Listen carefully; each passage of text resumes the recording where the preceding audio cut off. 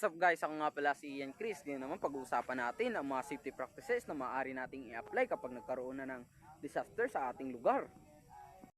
Nakabilang dito ang earthquake, bagyo, at mga baha.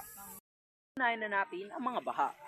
Ang una nating gagawin, mag-ready ka ng mga foods, canned foods, at kung ano pa man. Siguraduhin na rin natin na huwag susulong lagi sa baha, lalo na kapag may sugat ka. Baka madali ka ng leptospirosis. Cure nyo rin ang inyong mga alaga, lalo na mga aso, pusa, at inyo pang mga alagang farming. Kung malalim na ang tubig, pumunta na kayo sa evacuation center para manatili ligtas at palaging update sa mga susunod pang mangyayari. Tatalakayin din natin ang lindol. Ang lindol ay nangyayari kapag ang dalawang tectonic plates ay nagbabanggaan. So, nagre-resolve yun ng malaking shockwave at nagkakaroon ng lindol.